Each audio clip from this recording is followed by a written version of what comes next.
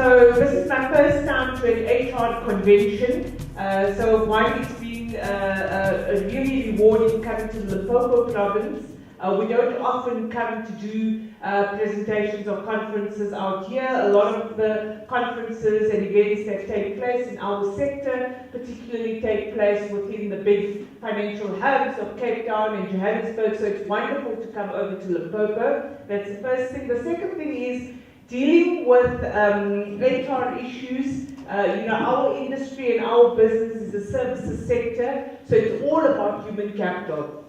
Without the success of human capital and the contribution made by human capital, our sector would in effect not exist. The employees that they work in those companies have. So several of the HR people that came to the stand, I said to them, well, do you understand the benefit structure of your employees, of which you probably covered in terms of risks? And from an employee wellness perspective, yes, there's the wellness perspective that a lot of the other sessions have been focusing on in terms of your culture and your environment and working with people and team effort, etc. But there is this big other side of things, which is the financial wellness side of things. And I just think as HR people active in this industry, many of you as HR people need to be familiar. You need members to save, when you need members to understand their benefit structure. One, there's a lot of rules and regulations that are coming into play as of next year. You would read the front page of the Sunday Times or the Business Day that says there are billions of rands in unclaimed benefits. So my topic, the topic that I was given today was really to talk about the employee value proposition in respect of adding social and economic value in terms of contributing towards the growth and development of the South African economy. As many of you would know, that the South African economy currently at the moment is on its knees. We are in one of the worst recessions that we have faced. Unemployment, particularly youth unemployment, is really, really high. And at the same time, we're also dealing with the legacy of apartheid in the sense that we're still trying to transform various parts of our economy and our sector, various parts of the economy, while at the same time trying to generate growth, trying to generate employment, keeping things like inflation at bay, and also trying to innovate and stay ahead of the curve.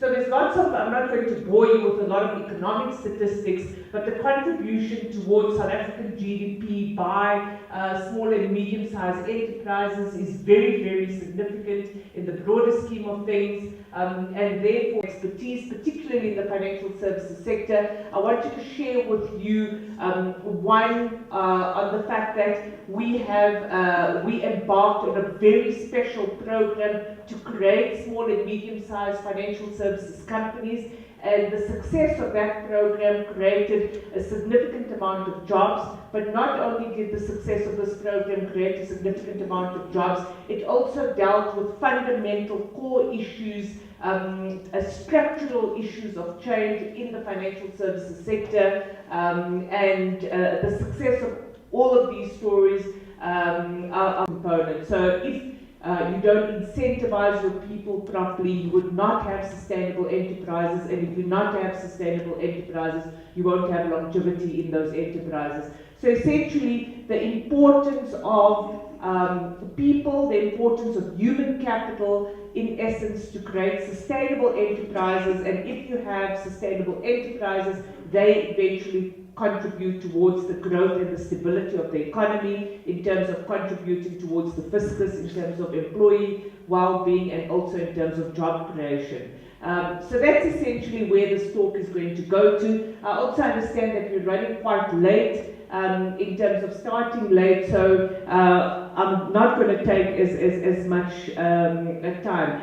So what we're going to first talk about is 11 years ago, we recognized as 2074 Investment Managers, this business that was founded by myself 11 years ago, we recognize that the South African financial services sector, in particular the savings and investment sector, is largely concentrated in the hands of a few large life insurance players, and the participation of black people in particular within the sector was very low, or in fact 11 years ago the participation of black people within the sector was non-existent.